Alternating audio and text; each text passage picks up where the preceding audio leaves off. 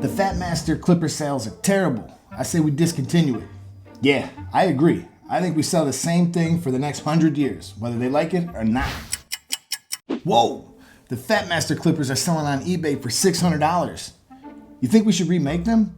We've had thousands of barbers saying they'd love to see us remake it, and they're pissed off that we went cheap on the double magnetic guards. They want the original back. Have you ever heard that song? You can't always get what you want. We'll keep an eye on this, but for now, let's just try to ignore it. Mock, can you believe this? There's a company called Blur that remade our blades. We gotta sue them. We can't, it's not exactly the same. But is it actually selling? Yeah, it appears that they've sold out multiple times. And there's another company called Flair that's doing it too. I'll be damned if another company makes money off an idea we disregarded.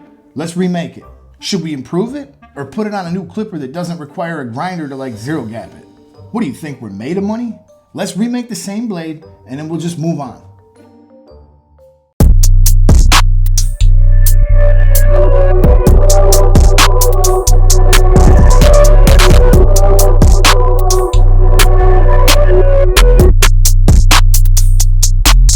But now I'm wounded. So smash that thumbs up.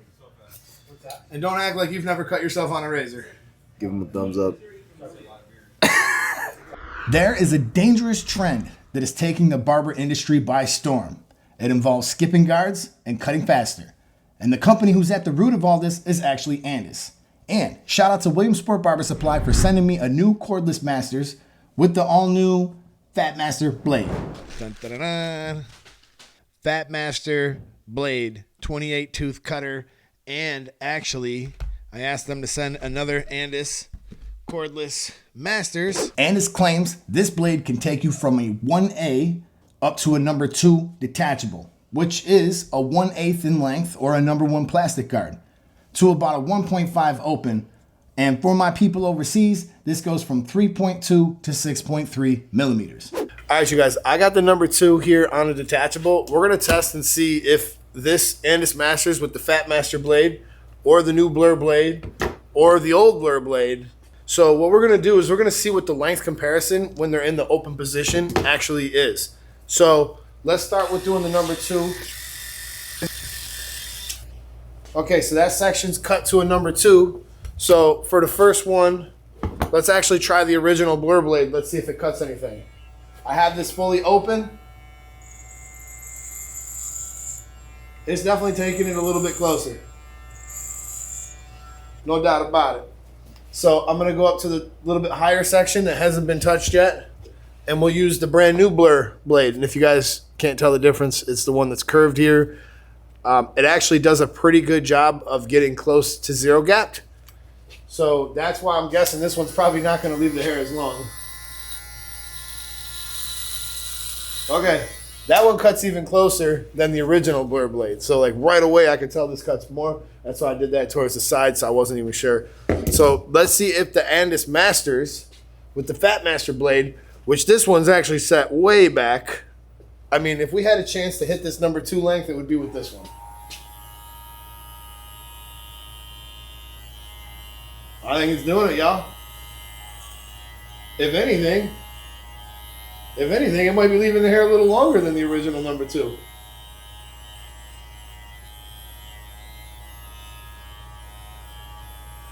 There's no doubt about it. This Andis Masters blade, Phatmaster's blade in the open position is definitely leaving the hair longer than a detachable number 2.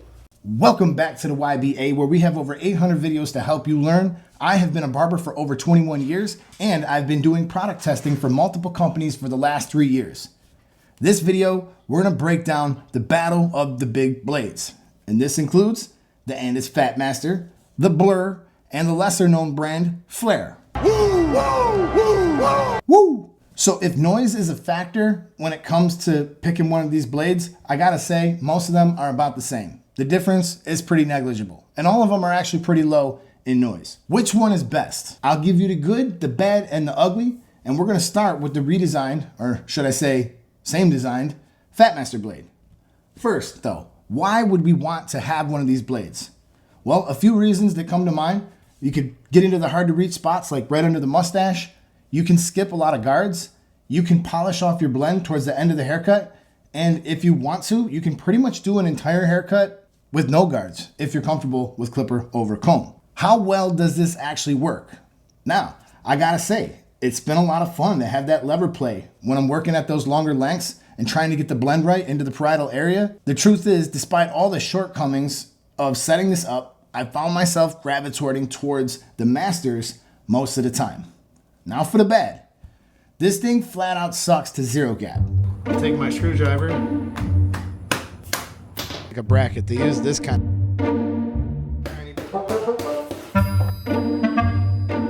All right. But it looks like.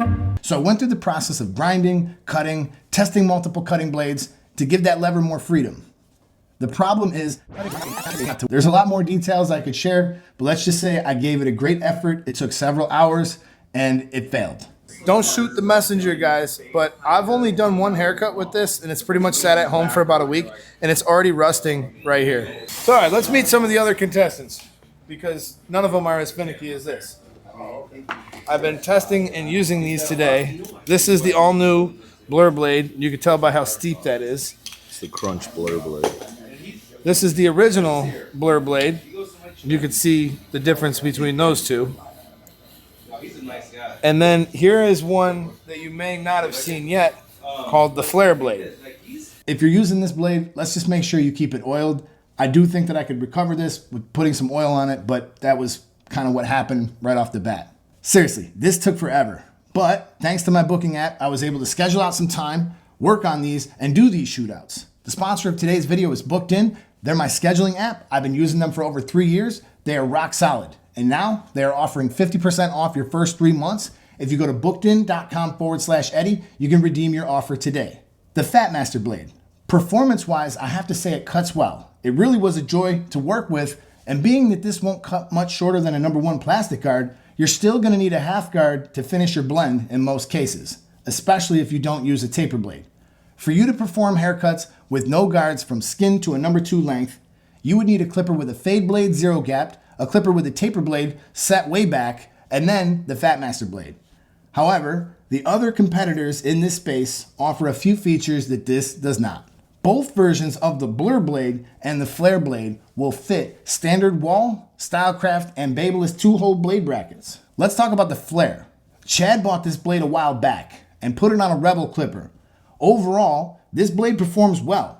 It's nice and it fits the clippers that mostly I work with. And I gotta say, it will cut closer in the closed position than the Phatmasters. But it didn't crunch the hair or cut as nice. It seems to kind of push the hair around more.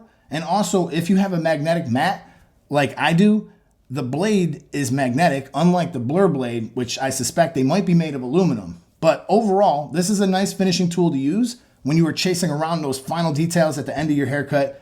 I gotta say, I did not enjoy using it as much as I did with the Phatmaster blade.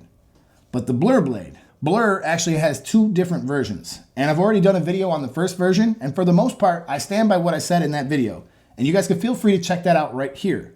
The crunch you get with this blade is next level. There is not as many teeth on that stationary blade as there is on the Flair and the Masters. I found it easy to blend with in all situations, and a further testament to this blade is the fact that it works well with the Stylecraft Gamma Slim Deep Tooth Cutter, which is what comes on just about every Stylecraft clipper. And if you have the stretch bracket, it'll give you more lever play and just about the same performance as the Andis Masters. Now the new blade has a little steeper of a drop off and it allows you to zero gap it and actually do a decent job removing most of the trimmer line. When you really start to understand how everything works, you're gonna come to this conclusion as well. And if you need to see a comprehensive clipper or trimmer setup, you guys can check out these videos right here. None of these blades are going to entirely remove your trimmer line. So pick the right tool for the job and use a different clipper for that part of your haircut. The one I kept going back to and getting my best results with was actually the Phatmaster's blade. And that's saying a lot because all of the damn self-imposed work I put myself through, I cut my finger, used a Dremel, spent way too much time trying to get this right. I even think that if I can find the original ceramic coarse cutter laying around somewhere, I might be able to hit those lengths over a number 2 and possibly zero gap it a little bit closer, which would be awesome. However, for all of you who are using Wall, Babeless, Stylecraft Gamma clippers, I would definitely recommend either the first version or the second version of the blur guard.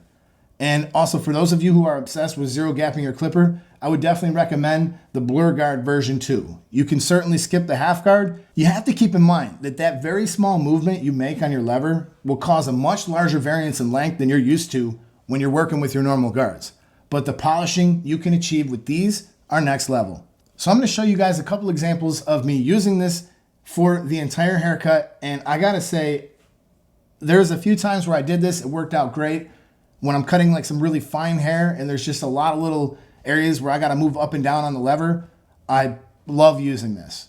Now, when I was doing some of my normal clients that normally don't take me more than 20 minutes, there's a couple of times where I dug a hole and I was in there for like 35, 40 minutes because I was trying to actually use this for the entire haircut. And I've come to the conclusion that that's just not how I'm going to use these going forward.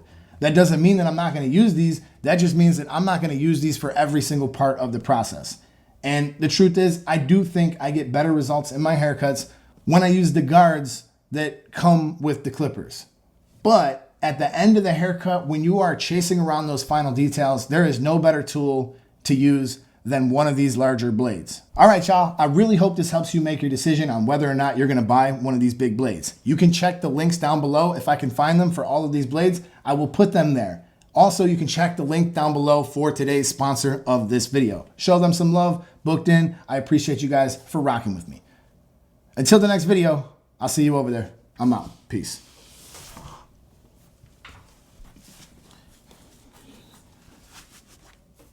Can y'all believe they shot my man Trump? It makes me sick, man. It really makes me sick. I cried for that firefighter, man. I don't know where we're going, but I really think we need some unity, man. I really did.